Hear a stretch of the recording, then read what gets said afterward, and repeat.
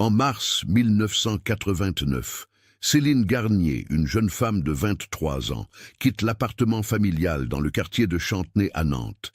Elle dit à sa mère qu'elle se rend à un entretien d'embauche. Elle ne reviendra jamais. Pendant 34 ans, sa famille vit avec le poids d'une absence inexpliquée, sans corps, sans indice, sans réponse. Les enquêteurs épuisent toutes les pistes. La vie continue, mais le vide reste. Puis, en 2023, lors de la rénovation d'une vieille maison du même quartier, des ouvriers découvrent une lettre cachée dans un mur. Une lettre écrite de la main de Céline, quelques jours avant sa disparition. Ce qu'elle contient va détruire tout ce que sa famille croyait savoir sur cette journée de mars. Comment une simple lettre, dissimulée pendant plus de 3 décennies, peut-elle révéler qu'un destin tout entier reposait sur un mensonge? Avant de continuer avec cette histoire troublante, si vous appréciez les enquêtes mystérieuses réelles comme celle-ci, abonnez-vous à la chaîne et activez les notifications pour ne manquer aucun nouveau cas. Maintenant, découvrons comment tout a commencé. Nantes, à la fin des années 80, est une ville en pleine transformation. Les anciens chantiers navals de l'île de Nantes ferment définitivement en 1987, laissant des milliers d'ouvriers sans emploi. Le quartier de Chantenay, situé sur les hauteurs de la ville, conserve encore son caractère populaire. Les petites maisons ouvrières s'alignent le long de rues étroites, et tout le monde se connaît. Les familles vivent là depuis des générations. C'est un endroit où les secrets sont difficiles à garder, où les voisins observent par les fenêtres et où les commérages se propagent rapidement. La famille Garnier habite une modeste maison en pierre au numéro 13 de la rue des Salorges depuis 1962. Henri Garnier a travaillé toute sa vie comme contremaître au chantier naval. La fermeture de l'usine l'a profondément marqué.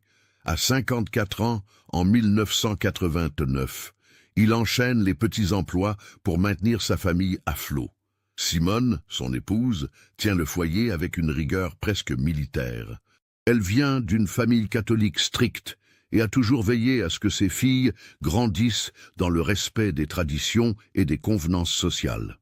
Martine, l'aînée, a 28 ans en 1989.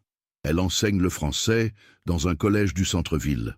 Mariée depuis 3 ans à un pharmacien, elle incarne la réussite sociale que ses parents espéraient pour leurs enfants. Elle vit dans un appartement moderne près de la place Grasselin, loin du quartier ouvrier de son enfance.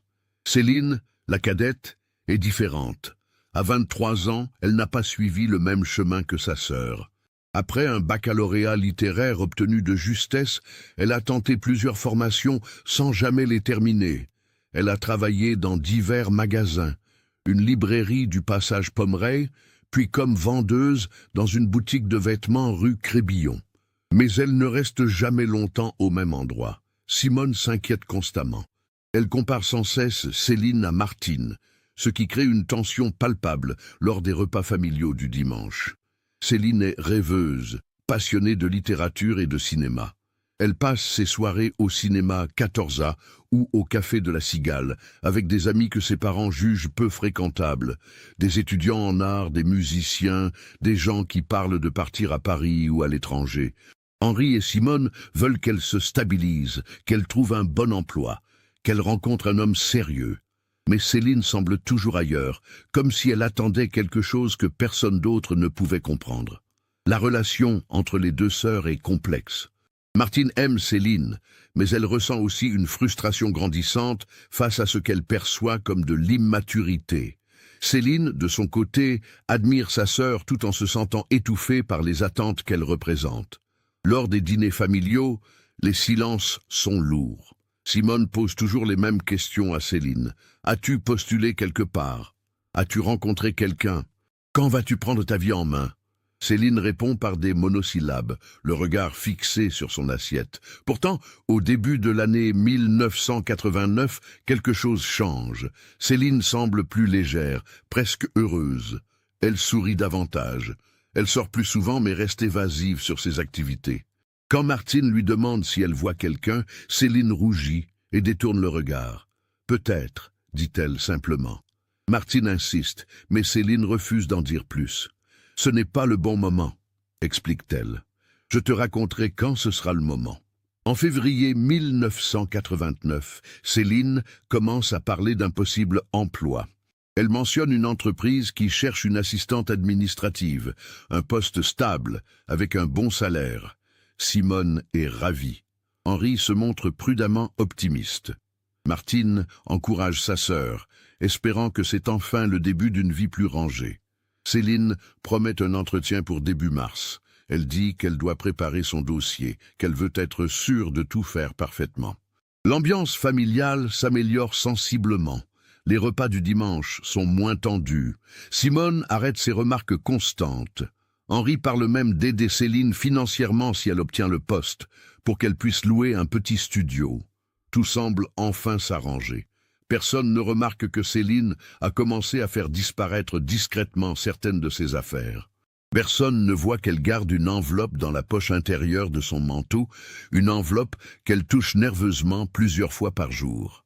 Le vendredi, 17 mars 1989, se lève sous un ciel gris typique des matins de Loire-Atlantique.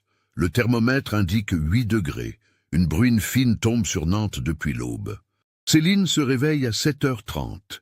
Sa mère est déjà dans la cuisine, préparant le café. Henri est parti tôt pour son travail temporaire dans un entrepôt près du port. Simone remarque que sa fille porte une attention particulière à sa tenue. Céline enfile un tailleur bleu marine qu'elle a acheté spécialement pour cette occasion, une jupe droite et une veste cintrée. Elle se maquille légèrement, ce qu'elle fait rarement. Ses cheveux châtains sont soigneusement coiffés. Elle glisse dans son sac à main des documents, son CV, des photocopies de diplômes, une lettre de motivation. Simone observe tout cela avec satisfaction. Sa fille ressemble enfin à une jeune femme responsable. « Tu es sûre de l'adresse ?» demande Simone en versant le café. Céline hoche la tête. « C'est dans le centre, près de la place du commerce. L'entretien est à 10h. » Elle boit son café rapidement, mange à peine une tartine. Simone remarque qu'elle semble nerveuse, mais c'est normal avant un entretien important. « Tu vas y arriver ?» dit-elle en posant une main sur l'épaule de sa fille. « Sois confiante, montre-leur que tu es capable. » À 9h15, Céline embrasse sa mère. Elle porte son imperméable beige et tient un parapluie noir. « Je rentrerai probablement en début d'après-midi, » dit-elle. « L'entretien ne devrait pas durer plus d'1 heure. » Ce sont les dernières paroles que Simone entendra de sa fille. Céline descend la rue des Salorges d'un pas décidé.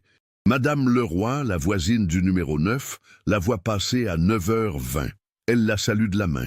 Céline répond par un sourire, mais Madame Leroy dira plus tard à la police qu'il y avait quelque chose d'étrange dans ce sourire, quelque chose qui ressemblait à de la tristesse. Céline prend le bus ligne 4 à l'arrêt de Chantenay-Bellevue à 9h25. Le chauffeur, Michel Blanchard, se souviendra d'elle parce qu'elle a laissé tomber sa monnaie en montant. Il l'a aidée à ramasser les pièces. Elle l'a remercié et s'est assise près d'une fenêtre, au fond du bus. Monsieur Blanchard la verra descendre à l'arrêt commerce dans le centre-ville, à 9h45. Elle marche ensuite vers le passage Pomereil. Une commerçante qui la connaît de vue la voit entrer dans le passage à 9h50. C'est le dernier témoignage visuel confirmé de Céline Garnier. À 13h, Simone commence à s'inquiéter. Céline devrait être rentrée. Elle téléphone à Martine pour savoir si sa sœur l'a contactée. Martine n'a aucune nouvelle. Elle a peut-être été retenue, suggère-t-elle. Ou peut-être qu'ils lui ont proposé de déjeuner pour discuter davantage. C'est bon signe. Simone se rassure momentanément, mais à 15h, puis à 17h, toujours rien. Henri rentre du travail à 18h. Simone est livide. Céline n'est pas rentrée, elle ne répond pas. Ils attendent jusqu'à 21h. Henri décide d'appeler la police. L'agent qui prend l'appel explique qu'une jeune femme de 23 ans absente depuis quelques heures ne constitue pas encore une urgence. Elle a peut-être décidé de sortir avec des amis après l'entretien, suggère-t-il. Attendez demain matin. Si elle n'est toujours pas rentrée, revenez vers nous. Henri insiste, explique que ce n'est pas dans les habitudes de sa fille. L'agent promet de noter l'information, mais répète son conseil d'attendre. Cette nuit-là, personne ne dort dans la maison des Garnier. Simone fait les 100 pas dans le salon. Henri téléphone à tous les hôpitaux de Nantes et des environs. Aucun patient correspondant à la description de Céline n'a été admis. Martine arrive vers 23 heures et reste avec ses parents. Elle appelle tous les amis de Céline qu'elle connaît. Personne ne l'a vue.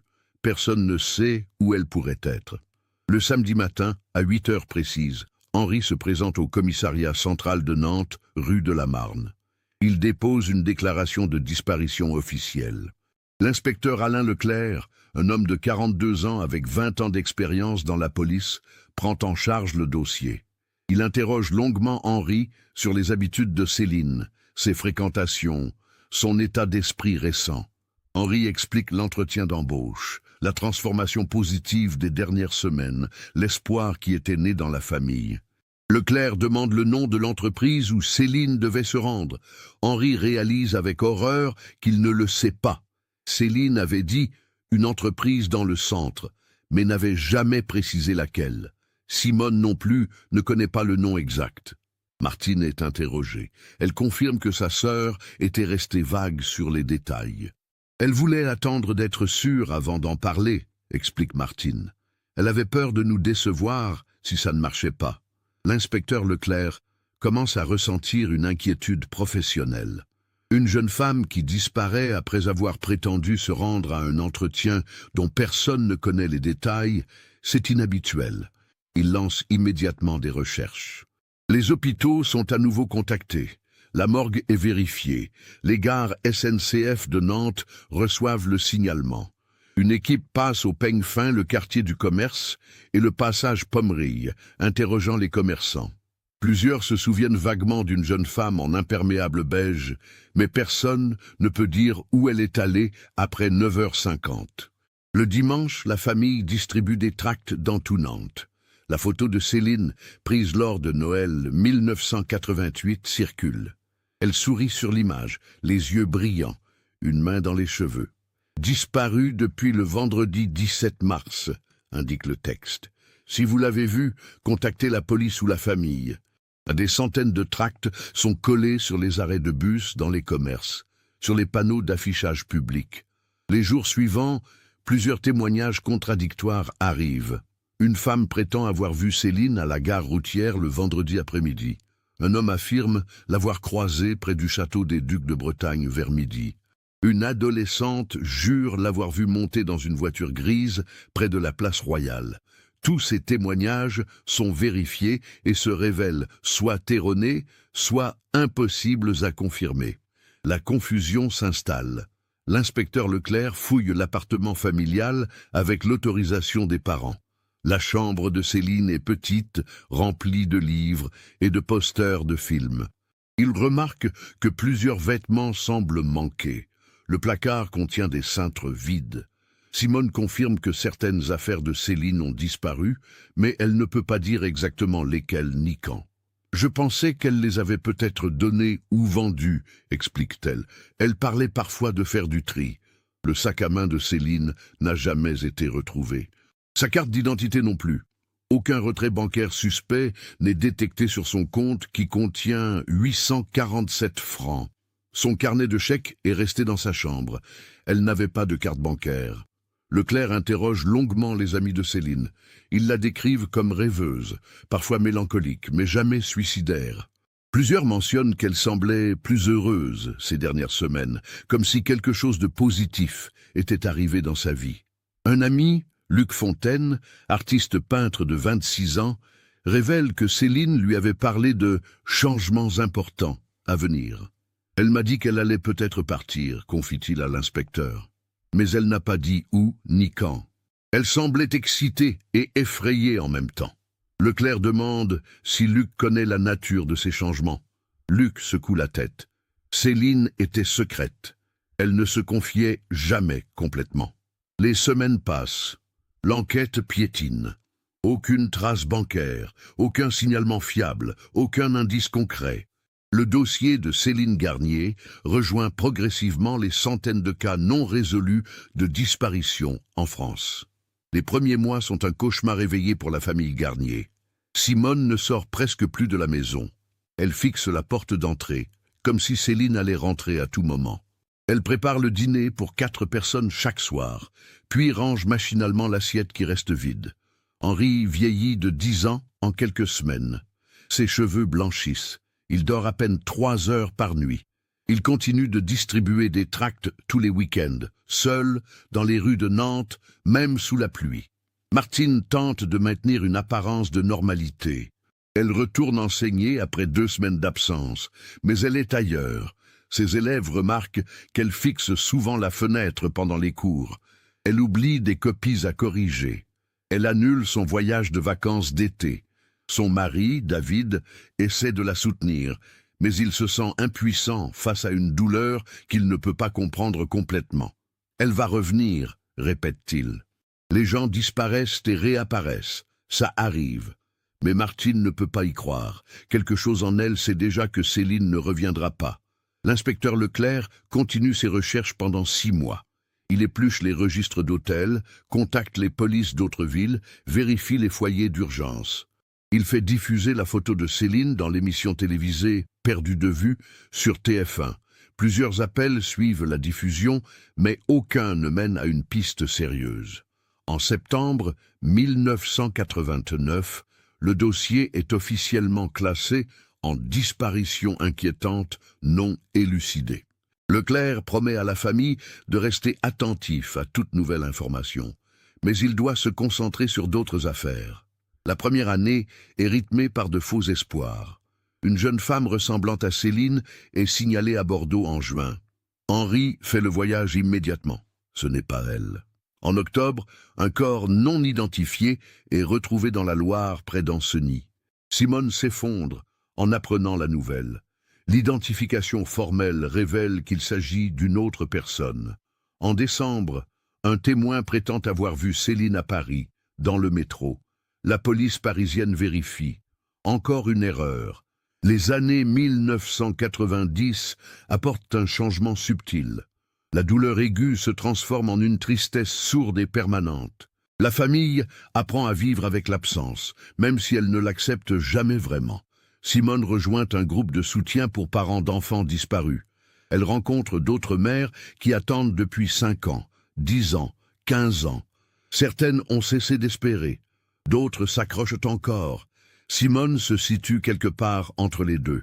Henri développe une routine rigide. Il se lève à 6 heures, travaille, rentre, mange en silence, regarde les informations à la télévision en espérant entendre le nom de Céline, puis va se coucher. Il ne parle presque plus. Les amis cessent progressivement de l'inviter. Il refuse toutes les activités sociales. « Comment pourrais-je profiter de quoi que ce soit alors que je ne sais pas où est ma fille ?» dit-il quand quelqu'un insiste. Martine, elle, se plonge dans son travail. Elle devient une professeure extrêmement investie, presque obsessionnelle. Elle organise des clubs de lecture, des sorties culturelles, des projets pédagogiques ambitieux. Ses collègues admirent son engagement, mais certains s'inquiètent de son incapacité à ralentir. Son mariage commence à montrer des fissures en 1993. David veut des enfants. Martine refuse catégoriquement. « Comment pourrais-je fonder une famille quand la mienne est détruite ?» demande-t-elle.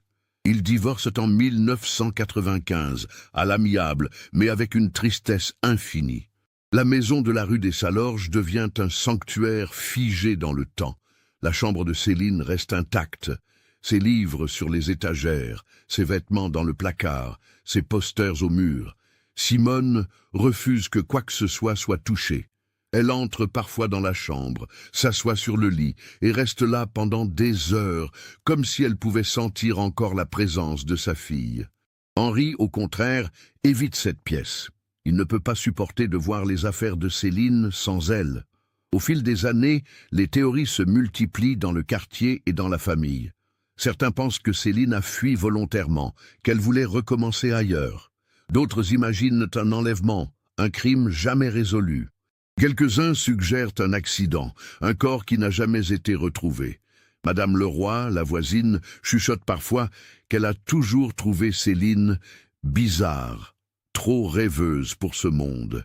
D'autres voisins défendent sa mémoire avec véhémence. Luc Fontaine, l'ami artiste, déménage à Paris en 1991. Avant de partir, il rend visite à Martine. Il parle pendant des heures de Céline, de ses rêves, de sa personnalité complexe. Elle voulait vivre une vie qui n'était pas celle que vos parents avaient tracée pour elle, dit Luc, mais elle ne savait pas comment s'échapper sans les blesser. Martine se demande si son ami en sait plus qu'il ne dit, mais il jure que non. « Si je savais quelque chose, je vous le dirais », affirme-t-il. Et Céline me manque aussi. Les anniversaires de Céline deviennent des journées particulièrement difficiles. Le premier, le 8 mai 1990, Simone prépare le gâteau préféré de sa fille, une forêt noire. Elle le pose sur la table avec 24 bougies. Personne ne peut manger. Ils restent assis autour de la table vide, silencieux, les bougies se consumant lentement. Cette tradition macabre se répète pendant des années, jusqu'à ce que Henri demande finalement à Simone d'arrêter en 1996. « Elle n'est plus là pour souffler les bougies, » dit-il, la voix brisée. « Nous devons arrêter de faire semblant. » En 2000, Henri prend sa retraite. Il a 65 ans et semble en avoir 80. Ses genoux sont usés, son dos est voûté. Il passe ses journées à jardiner dans le petit bout de terrain derrière la maison. Il plante des rosiers, les fleurs préférées de Céline. Chaque printemps, quand ils fleurissent, il en coupe quelques-uns et les place dans la chambre vide de sa fille. Simone le regarde faire sans rien dire. Elle a appris à vivre avec sa douleur, comme on vit avec une maladie chronique. Elle est toujours là, mais certains jours sont plus supportables que d'autres. Martine se remarie en 2003 avec un architecte nommé Philippe. Cette fois, elle accepte l'idée d'avoir des enfants. Une fille née en 2004, puis un garçon en 2006. Ses parents sont ravis, mais Martine voit dans leurs yeux qu'ils pensent toujours à l'enfant qui manque. « Comment l'aurais-tu appelé ?» demande un jour Simone en tenant sa petite fille dans ses bras. Martine comprend que sa mère ne parle pas du bébé, mais de Céline. « Elle s'appelle Émilie », répond doucement Martine. « Et elle est bien là, maman. Regarde-la. » Les années 2010 arrivent. La disparition de Céline appartient désormais à un passé lointain. Les archives de police sont numérisées. Le dossier de Céline est transféré sur ordinateur, mais personne ne le consulte plus. Henri meurt en 2015 d'une crise cardiaque dans son jardin, un sécateur à la main. Il avait 80 ans. À ses funérailles, Martine remarque que plusieurs personnes parlent de la malédiction, qui semble peser sur la famille Garnier. Elle ne répond pas, mais elle pense souvent à sa sœur, se demandant si Céline a eu vent de la mort de leur père, où qu'elle soit. Simone, malgré son grand âge, continue de vivre seule dans la maison de la rue des Salorges. Elle refuse obstinément de déménager, malgré les demandes répétées de Martine. « Si Céline revient, il faut qu'elle sache où me trouver », explique-t-elle. À 88 ans, en 2023, elle est toujours là, fragile mais tenace, attendant une fille qui a maintenant 57 ans, si elle vit encore. Au printemps 2023, un promoteur immobilier de Nantes, Julien Marchand, achète une vieille maison abandonnée au numéro 24 de la rue des Salorges, à quelques mètres seulement de chez les Garnier. La bâtisse, inoccupée depuis une décennie, est dans un état déplorable. Marchand prévoit de la rénover complètement pour la revendre ou la transformer en plusieurs appartements. Le quartier de Chantenay connaît depuis quelques années une gentrification progressive. Les anciennes maisons ouvrières sont recherchées par de jeunes couples qui apprécient l'authenticité et la proximité du tramway. Les travaux commencent début avril. Une équipe de 6 ouvriers, dirigée par un chef de chantier breton nommé Yann Le Gall, commence par le toit et les murs extérieurs. La maison date des années 1920 et a été construite selon les techniques traditionnelles de l'époque. Murs en pierre, planchers en bois massif, plâtre sur lattice. Le 24 avril 2023, l'équipe s'attaque au 2e étage. Ils doivent abattre une cloison intérieure pour créer un grand espace ouvert. Vers 11 heures du matin, alors qu'ils démolissent le mur entre 2 petites chambres, un des ouvriers, Karim Ben Ali, arrête brusquement son marteau-piqueur.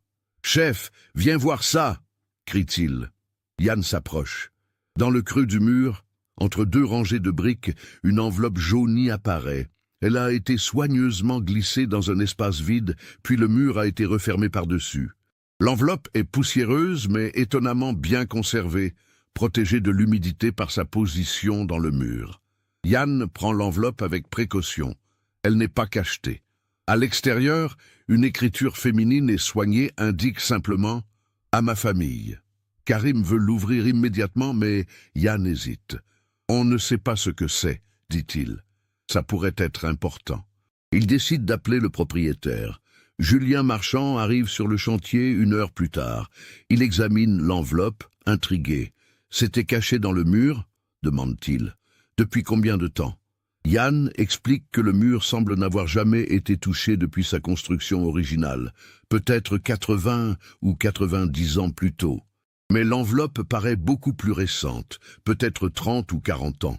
Quelqu'un a dû faire un trou, glisser l'enveloppe, puis reboucher discrètement, analyse-t-il. Marchand ouvre délicatement l'enveloppe. À l'intérieur, plusieurs feuilles de papier pliées, couvertes d'une écriture serrée.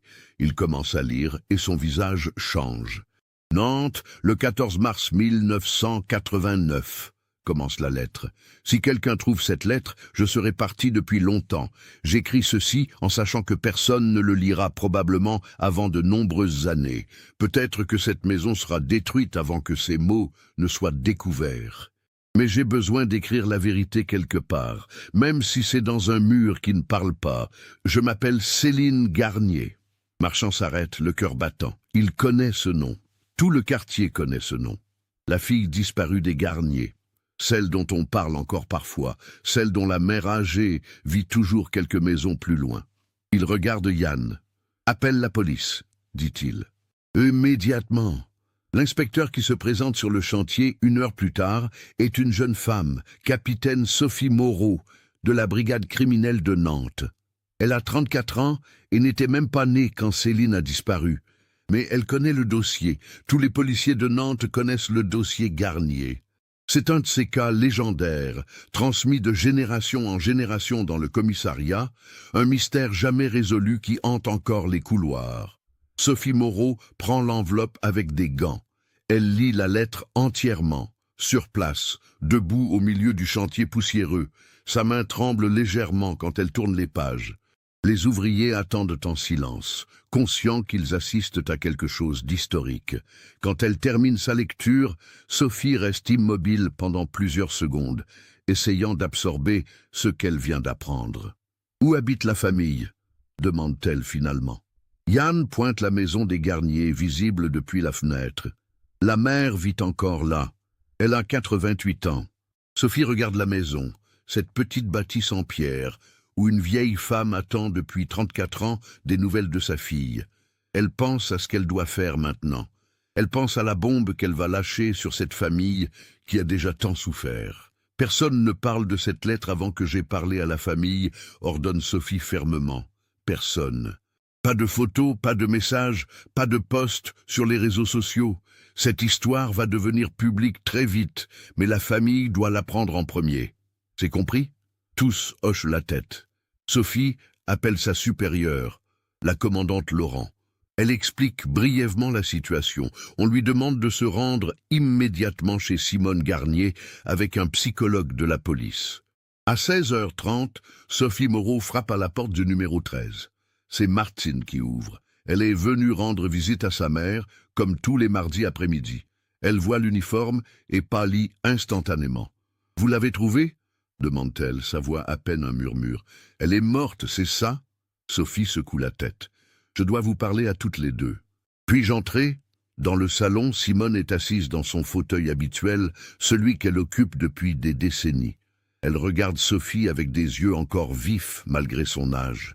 « Vous avez des nouvelles de Céline ?» dit-elle. Ce n'est pas une question. Sophie s'assoit et explique la découverte de la lettre. Elle sort une photocopie de l'enveloppe. L'original est déjà en route vers le laboratoire de police scientifique pour analyse. Martine reconnaît immédiatement l'écriture de sa sœur. Elle étouffe un sanglot. Simone reste silencieuse, ses mains tremblantes, agrippées aux accoudoirs du fauteuil. « Qu'est-ce qu'elle dit ?» demande finalement Martine. Sophie hésite. « C'est très personnel, commence-t-elle. Je pense que vous devriez la lire vous-même. » Elle tend les photocopies. Martine lit d'abord en silence, ses lèvres bougeant à peine. Son visage passe par une succession d'émotions.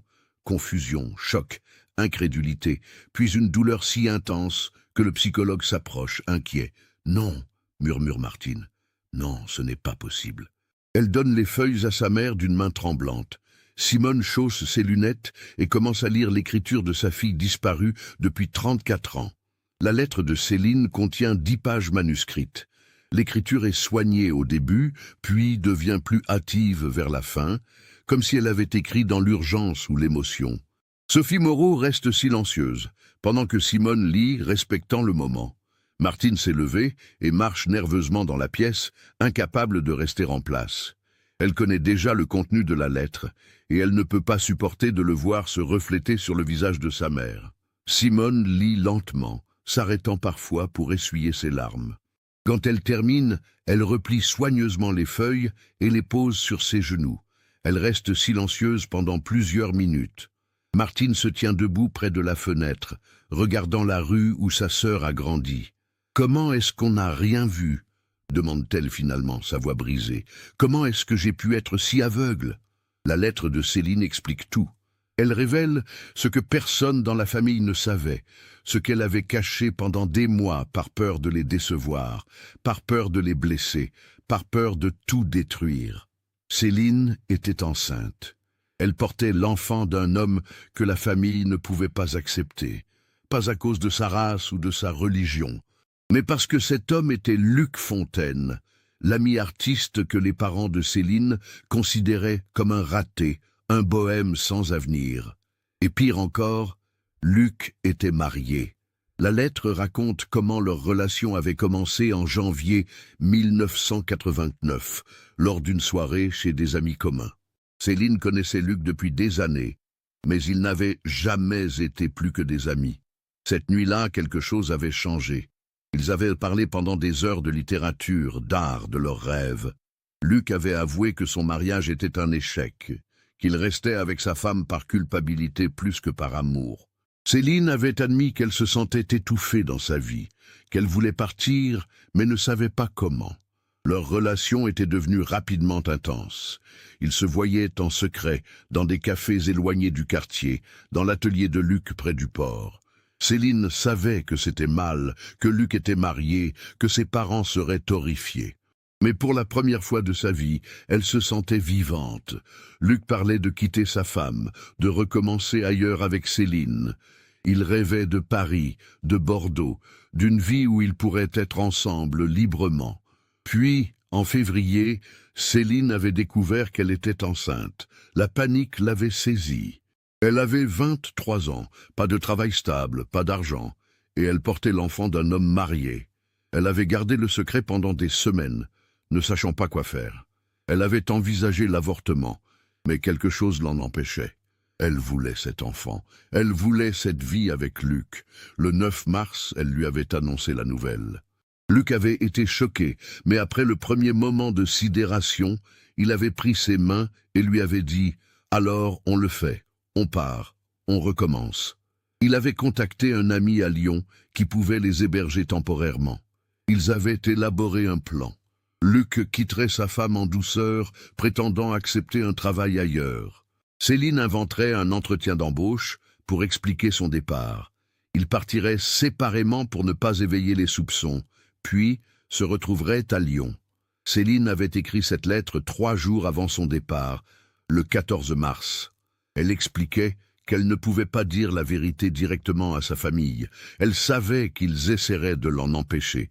Sa mère serait dévastée. Son père serait furieux. Martine la jugerait. Elle préférait partir et leur écrire plus tard, une fois installée, une fois que tout serait stable. Elle expliquait qu'elle les aimait, qu'elle ne voulait pas les blesser, mais qu'elle devait vivre sa vie. La partie la plus troublante de la lettre était la fin. Céline expliquait pourquoi elle cachait cette lettre dans le mur de cette maison abandonnée au lieu de simplement la laisser chez elle. « Si je laisse cette lettre à la maison, maman la trouvera immédiatement et appellera la police pour me chercher. Je veux qu'ils croient que c'est un mystère, que quelque chose de terrible m'est arrivé, parce que sinon, ils me chercheront partout. Je veux qu'il pense que je ne peux pas revenir, pas que je ne veux pas revenir. C'est égoïste, je le sais. Mais dans quelques années, quand je serai stable, je les contacterai. Je leur expliquerai. Ils comprendront peut-être. Cette lettre est mon assurance, ma confession cachée, au cas où je ne pourrais jamais leur dire la vérité en personne. Sophie Moreau explique à la famille que des recherches ont immédiatement été lancées. Le nom de Luc Fontaine a été retrouvé dans les anciens fichiers de l'enquête de 1989. Il avait été interrogé comme ami de Céline, mais jamais comme suspect ou personne d'intérêt particulier. Il avait déménagé à Paris quelques mois après la disparition. Les enquêteurs le recherchent maintenant. Ils ont trouvé une adresse à Lyon où il a vécu de 1989 à 1992, puis une trace à Marseille jusqu'en 1998. Martine se souvient soudain de quelque chose. Luc est venu me voir avant de partir pour Paris, dit-elle, en 1991. Il m'a parlé de Céline, de ses rêves. Il a dit qu'elle voulait s'échapper. J'ai cru qu'il parlait de son désir d'indépendance en général, mais il savait ce qui s'était passé. Elle s'effondre sur le canapé, la tête dans les mains. Comment a-t-il pu me regarder dans les yeux et mentir? Sophie promet de retrouver Luc Fontaine et de découvrir ce qui s'est réellement passé. La lettre nous donne une direction, mais elle ne répond pas à toutes les questions, explique-t-elle. Céline avait prévu de partir. Mais est-elle réellement partie? Est-elle arrivée à Lyon? A-t-elle vécu quelque part sous un autre nom? Et si oui, pourquoi n'a-t-elle jamais recontacté sa famille comme elle le promettait? Les jours suivants sont un tourbillon. L'histoire fuit inévitablement dans la presse. Mystère résolu après 34 ans. Une lettre cachée révèle la vérité sur la disparition de Céline Garnier. Titre Ouest France. Les journalistes envahissent la rue des Salorges. Simone refuse de parler à quiconque. Martine fait une brève déclaration devant les caméras, les yeux rouges, la voix tremblante. Ma sœur n'a pas été enlevée. Elle a choisi de partir. Nous ne savons pas encore pourquoi elle n'est jamais revenue. L'équipe d'investigation travaille 24 heures sur 24. Ils retrouvent l'ancienne femme de Luc, Véronique Fontaine, qui vit maintenant à Rennes. Elle confirme que Luc l'a quittée brutalement en mars 1989. Prétendant avoir accepté un emploi à Lyon. Elle n'a jamais su qu'il avait une liaison avec Céline. Il m'a appelé une seule fois, 3 mois plus tard, pour me dire qu'il ne reviendrait pas et qu'il voulait divorcer, raconte-t-elle aux enquêteurs. Je lui ai demandé s'il y avait quelqu'un d'autre. Il a dit non, j'ai su plus tard qu'il mentait. Les enquêteurs retrouvent l'ami de Lyon mentionné dans la lettre, un certain Olivier Petit, maintenant âgé de 62 ans. Il se souvient parfaitement. Luc est arrivé chez moi fin mars 89, raconte-t-il. Il était seul. Il m'a dit qu'une amie devait le rejoindre dans quelques jours. Il l'a attendue pendant 2 semaines. Elle n'est jamais venue. Il était fou d'inquiétude. Il a appelé Nantes, mais il n'osait pas contacter directement la famille. Il a finalement appelé la police de manière anonyme pour savoir si quelque chose était arrivé. C'est là qu'il a appris qu'elle avait été déclarée disparue. Cette révélation change tout. Céline avait bien l'intention de partir. Luc l'attendait à Lyon. Mais elle n'est jamais arrivée. Quelque chose s'est passé entre 9h50 le matin du 17 mars, quand elle a été vue pour la dernière fois dans le passage Pommeraye, et le moment où elle aurait dû prendre un train pour Lyon. Sophie Moreau reprend toute l'enquête depuis le début, armée de ces nouvelles informations. Elle examine les archives ferroviaires. Un billet pour Lyon a été acheté le 16 mars à la gare de Nantes, au nom de Céline Garnier. Le train était prévu pour 13h30 le 17 mars. Mais Céline ne l'a jamais pris. Le billet n'a jamais été composté. Sophie vérifie les caméras de surveillance de l'époque. En 1989, il n'y en avait pas beaucoup, et les enregistrements ont été détruits depuis longtemps. Martine se plonge dans ses souvenirs, cherchant désespérément des indices qu'elle aurait manqués. Elle se rappelle une conversation en février. Céline lui avait demandé « Si tu pouvais recommencer ta vie, tu ferais quelque chose de différent ?» Martine avait ri, prenant la question à la légère. Bien sûr, tout le monde voudrait changer certaines choses.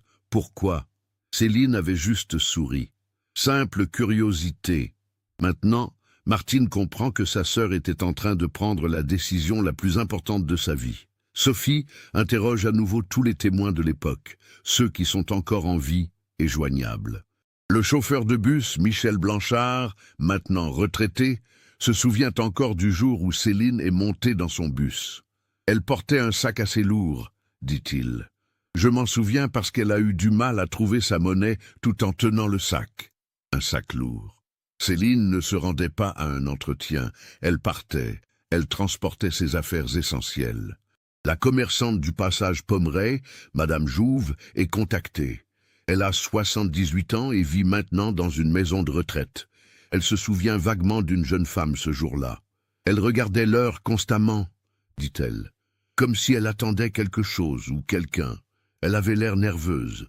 Sophie demande, a-t-elle parlé à quelqu'un? A-t-elle rencontré quelqu'un? Madame Jouve ferme les yeux, essayant de se souvenir. Oui, je crois qu'un homme s'est approché d'elle. Ils ont parlé brièvement. Puis ils sont partis ensemble.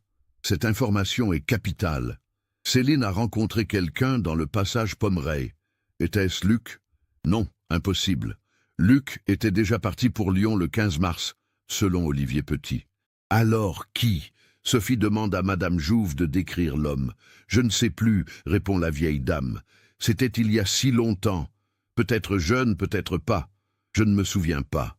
La percée arrive de manière inattendue. Le 3 mai 2023, un homme se présente spontanément au commissariat de Nantes. Il s'appelle Damien Collet, 59 ans, médecin généraliste à Saint-Nazaire. Il explique à l'accueil qu'il a des informations sur l'affaire Garnier. Il est immédiatement conduit au bureau de Sophie Moreau. Damien Collet est nerveux, ses mains tremblent légèrement. « J'ai vu les informations sur la lettre découverte », commence-t-il, « et je ne peux plus garder le silence. J'ai gardé un secret pendant 34 ans, et c'est le moment de le dire. » Sophie l'enregistre et l'encourage à continuer. Damien prend une profonde inspiration. « En mars 1989, j'avais 25 ans, explique-t-il. J'étais étudiant en médecine à Nantes en dernière année. Je travaillais à temps partiel dans une pharmacie du centre-ville pour payer mes études. Le 17 mars 1989, j'étais en pause cigarette devant la pharmacie, près du passage Pommeraye. J'ai vu une jeune femme qui semblait perdue. Elle était assise sur un banc, elle pleurait. Je me suis approché et lui ai demandé si elle avait besoin d'aide. Sophie l'interrompt. Vous souvenez-vous de son apparence? Damien hoche la tête. Cheveux châtains, mi-longs.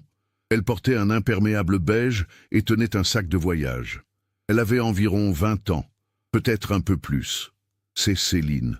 Aucun doute possible. Elle m'a dit qu'elle ne se sentait pas bien, continue Damien. Elle avait des nausées, des vertiges. J'ai remarqué qu'elle était très pâle. Je lui ai demandé si elle était enceinte. Elle a paru surprise que je le devine, puis elle a admis que oui. Je lui ai demandé si elle avait vu un médecin. Elle a dit que non, qu'elle ne pouvait pas, que c'était compliqué. Elle m'a dit qu'elle devait prendre un train, mais qu'elle ne savait plus si c'était la bonne décision. Sophie écoute attentivement, tous ses sens en alerte. « Qu'avez-vous fait ?» Damien baisse les yeux. « Je l'ai emmenée dans un café. Nous avons parlé pendant plus d'1 heure. Elle m'a tout raconté, sa grossesse, sa relation avec un homme marié, son plan de partir à Lyon, sa peur de décevoir sa famille. Elle était déchirée. Une partie d'elle voulait partir, recommencer ailleurs. Mais une autre partie se sentait coupable, avait peur de faire une terrible erreur. Elle m'a demandé ce que je ferais à sa place, poursuit Damien. J'étais jeune, idéaliste. Je lui ai dit que personne ne devrait vivre une vie qui ne lui appartient pas, qu'elle avait le droit de choisir son propre chemin. Mais je lui ai aussi dit qu'une décision prise dans la panique est rarement la bonne. Je lui ai conseillé de réfléchir encore, de ne pas prendre ce train si elle n'était pas sûre. Sophie se penche en avant. Qu'est-ce qui s'est passé ensuite? Damien hésite. Ses yeux se remplissent de larmes. C'est là que j'ai fait l'erreur de ma vie. J'ai regardé l'heure et j'ai réalisé que ma pause était terminée depuis longtemps. Je devais retourner travailler. Je lui ai demandé si elle allait bien, si elle savait quoi faire. Elle a dit qu'elle allait prendre le temps de réfléchir, qu'elle n'allait peut-être pas prendre le train finalement. Je lui ai donné le numéro de la pharmacie et lui ai dit de m'appeler si elle avait besoin de quoi que ce soit. Puis je suis parti.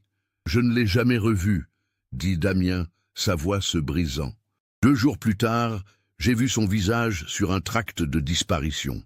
J'ai compris qui elle était.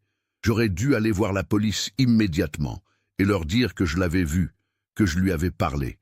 Mais j'ai paniqué. J'étais jeune, j'avais peur qu'on m'accuse de quelque chose. J'ai pensé que peut-être elle était juste partie comme prévu et qu'elle allait revenir. Puis les semaines sont passées, puis les mois. Il devenait de plus en plus difficile d'admettre que j'avais gardé le silence. Sophie reste silencieuse pendant un moment, assimilant l'information. Quand vous l'avez quittée, où était-elle exactement? Damien décrit l'endroit. Un petit café qui existait à l'époque rue Santeuil, à 5 minutes du passage Pomereil. Le café a fermé depuis longtemps. Il était environ 11h30 quand je suis parti. Elle était assise à une table près de la fenêtre, devant un thé qu'elle n'avait presque pas touché. Elle regardait par la fenêtre, l'air perdu. Sophie demande « Vous n'avez vraiment aucune idée de ce qu'elle a fait après ?» Damien secoue la tête. « Je suis retourné à la pharmacie. J'ai travaillé jusqu'à 18h. Elle ne m'a jamais appelé. Je suis rentré chez moi et j'ai passé la soirée à me demander si elle avait finalement pris ce train. Quand j'ai vu les tracts, j'ai su qu'elle ne l'avait pas pris. Mais je ne savais pas ce qui lui était arrivé. Je ne sais toujours pas. » Cette révélation relance l'enquête dans une nouvelle direction. Céline était vivante à 11h30 le 17 mars. Elle avait manqué son train de 13h30, comme le confirment les archives. Damien lui avait conseillé de ne pas partir si elle n'était pas sûre. Elle avait apparemment suivi ce conseil. Mais alors, où est-elle allée? Qu'a-t-elle fait? Sophie fouille plus profondément dans les archives téléphoniques de l'époque. C'est un travail fastidieux, mais elle finit par trouver quelque chose. À 12h15 le 17 mars, un appel a été passé d'une cabine téléphonique rue Crébillon vers la maison des Garniers rue des Salorges. L'appel a duré 32 secondes. Simone était à la maison ce jour-là, attendant le retour de Céline. Sophie va la voir avec cette information. « Madame Garnier, avez-vous reçu un appel téléphonique le 17 mars vers midi ?» Simone réfléchit, essayant de se souvenir d'un jour vieux de 34 ans. « Je ne sais plus, » dit-elle d'abord. Puis, lentement, un souvenir émerge. « Attendez. Oui, le téléphone a sonné vers midi. J'ai décroché. Il y avait quelqu'un au bout de la ligne. Je pouvais entendre une respiration, mais personne ne parlait. J'ai dit « Allô » plusieurs fois. Puis la personne a raccroché. J'ai pensé que c'était une erreur. Sophie sent qu'elle approche de la vérité. « Et si c'était Céline ?» suggère-t-elle doucement. « Si elle vous appelait pour vous dire qu'elle ne partait pas, qu'elle rentrait à la maison. » « D'accord, » Simone pâlit. « Mais pourquoi n'aurait-elle rien dit ?» Sophie réfléchit. Peut-être parce qu'elle ne trouvait pas les mots. Peut-être parce qu'elle avait honte. Peut-être parce qu'elle réalisait qu'elle ne pouvait pas expliquer ce qui s'était passé. Martine intervient. Si elle avait décidé de ne pas partir, pourquoi ne serait-elle pas simplement rentrée à la maison? Pourquoi disparaître complètement? C'est la question centrale, celle qui reste sans réponse. Sophie continue ses recherches, interrogeant méthodiquement tous ceux qui travaillaient dans le quartier ce jour-là. Une semaine plus tard, un autre témoin se manifeste. Une femme de 72 ans, Françoise Dubois, ancienne infirmière. Elle vivait à Nantes en 1989, mais a déménagé à Angers dans les années 90. Elle a suivi l'affaire dans les médias et quelque chose a ressurgi dans sa mémoire. Elle contacte la police. Le 17 mars 89, j'étais de garde aux urgences de l'hôpital Laennec, explique-t-elle à Sophie. Dans l'après-midi, vers 14 ou 15 heures, une jeune femme est arrivée. Elle saignait. Elle était enceinte et faisait une fausse couche. Elle était seule, très pâle, en état de choc. Nous l'avons prise en charge immédiatement. Sophie demande « Quel était son nom ?» Françoise hésite. « Je ne m'en souviens pas. Mais je me souviens qu'elle pleurait en silence, qu'elle n'arrêtait pas de dire « C'est ma punition, c'est ma punition ».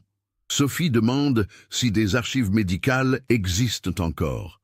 Françoise explique que les dossiers papier de cette époque ont été numérisés dans les années 2000, mais que beaucoup de données ont été perdues lors du transfert.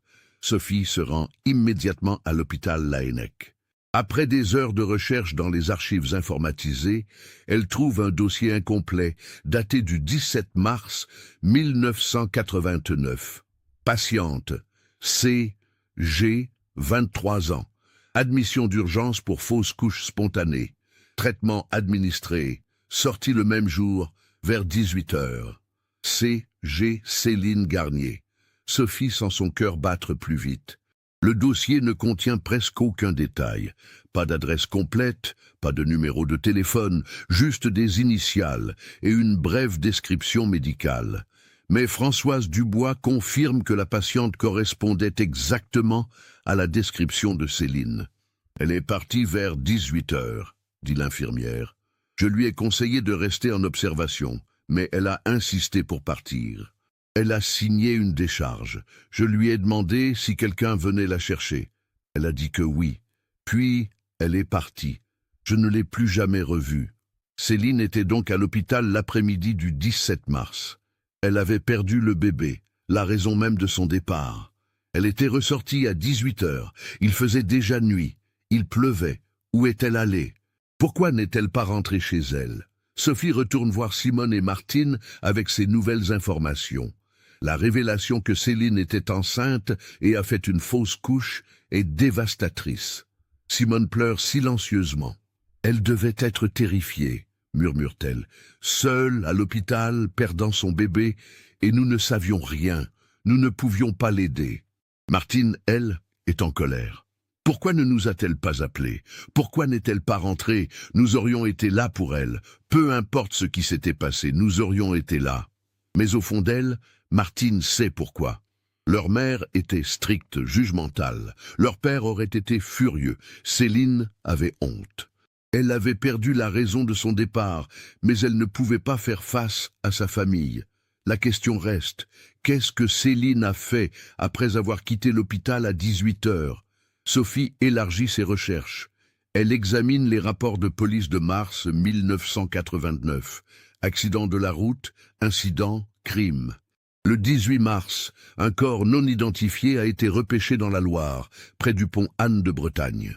Une femme, approximativement 25 ans. Le corps avait séjourné dans l'eau pendant environ 12 heures. Aucune identification n'avait pu être faite à l'époque. Le corps avait été enterré dans le carré des indigents du cimetière de la Bouteillerie. Sophie sent un frisson la parcourir. Elle demande l'exhumation du corps pour analyse ADN. L'autorisation est accordée en urgence. Le 20 mai 2023, le corps est exhumé.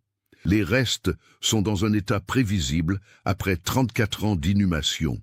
Les os, cependant, peuvent encore fournir de l'ADN. Un échantillon est comparé à l'ADN de Martine Garnier. Le résultat arrive 5 jours plus tard. Correspondance positive. Le corps repêché dans la Loire en mars 1989 était Céline Garnier. Le silence dans le bureau de Sophie Moreau est absolu quand elle annonce la nouvelle à la famille. Simone ne pleure pas. Elle reste immobile, comme pétrifiée. Martine laisse échapper un son étranglé, quelque part entre un sanglot et un cri. Après 34 ans d'incertitude, la vérité est enfin connue. Céline est morte le 17 mars 1989, le jour même de sa disparition. L'enquête reconstitue les dernières heures de Céline avec autant de précision que possible.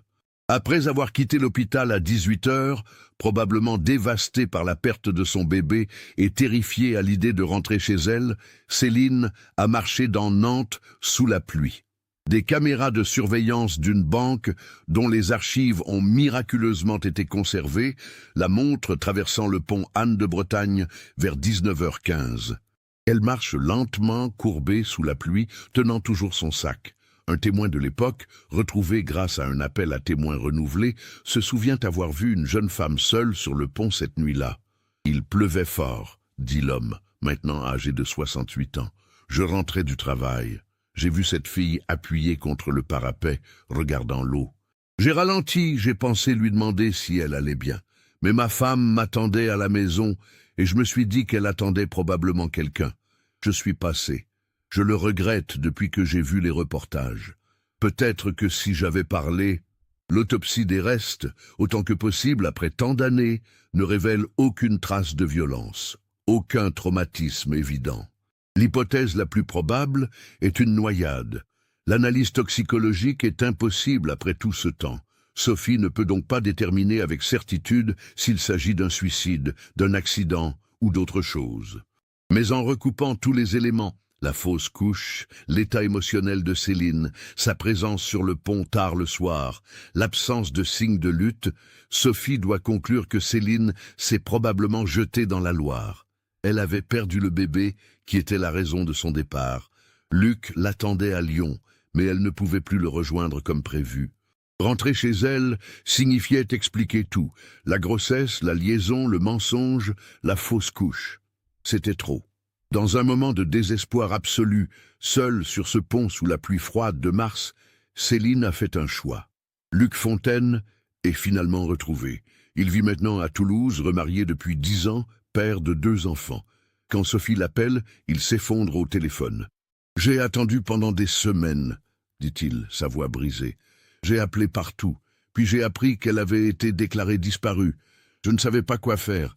Si j'allais voir la police et que je leur racontais notre plan, je les trahissais.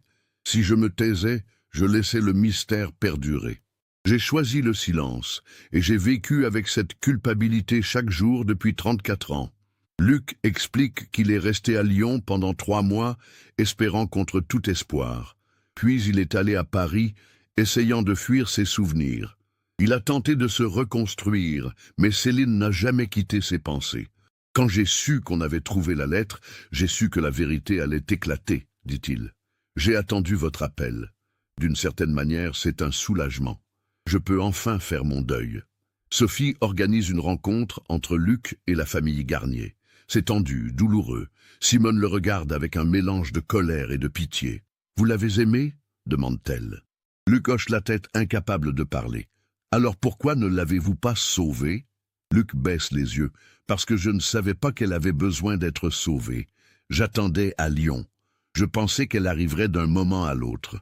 Je ne savais pas qu'elle était en train de se noyer à Nantes. » Martine, elle, a une question différente. « Est-ce qu'elle était heureuse avec vous ?» Même brièvement. Luc sourit tristement. « Oui, pendant ces quelques semaines de janvier et février, elle brillait, elle riait, elle rêvait. Elle parlait de l'avenir avec une lumière dans les yeux que je n'ai jamais vue chez personne d'autre. Je pense que oui, elle était heureuse, peut-être pour la première fois de sa vie. » Les funérailles officielles de Céline Garnier ont lieu le 7 juin 2023, 34 ans après sa mort. L'église Saint-Paul de Chantenay est pleine. Des voisins qui se souviennent d'elle, des amis d'enfance, des inconnus touchés par son histoire. Luc est là au fond de l'église, silencieux. Martine prononce l'éloge funèbre, sa voix ferme malgré les larmes. « Ma sœur Céline voulait vivre une vie qui lui appartenait, dit-elle. Elle rêvait d'amour, d'aventure, de liberté. Elle s'est retrouvée piégée entre ses désirs et ses obligations, entre qui elle voulait être et qui nous voulions qu'elle soit. Dans sa lettre, elle écrit qu'elle espérait que nous comprendrions un jour. Aujourd'hui, je comprends. Je comprends qu'elle a fait de son mieux dans une situation impossible. Je comprends qu'elle nous aimait, mais qu'elle ne pouvait pas vivre selon nos attentes. Et je comprends que nous aurions dû lui dire qu'elle n'avait pas besoin de correspondre à nos attentes pour être aimée. » Simone est assise au premier rang, Martine à ses côtés. Elle tient dans ses mains la lettre originale de Céline que la police a finalement restituée à la famille. Elle la garde précieusement, la lit et la relit, essayant de comprendre comment elle a pu passer à côté de tant de choses. Dans les semaines qui suivent, la maison de la rue des Salorges devient un lieu de paix étrange. Simone peut enfin faire son deuil. Elle retire les affaires de Céline de sa chambre, les trie, en donne certaines, en garde d'autres. Elle crée un petit hôtel avec des photos, des livres que Céline aimait, une bougie toujours allumée. « Elle est enfin rentrée à la maison », dit-elle à Martine. « Pas comme nous l'espérions, mais elle est rentrée. » Martine retourne voir Sophie Moreau plusieurs fois. Elle a besoin de comprendre chaque détail, chaque moment de cette journée tragique. Sophie lui explique patiemment tout ce qu'ils ont découvert. « Croyez-vous qu'elle voulait vraiment mourir ?» demande Martine. Sophie réfléchit longuement avant de répondre. Je pense qu'elle était dans un état de détresse absolue. Elle venait de perdre le bébé, sa raison de partir.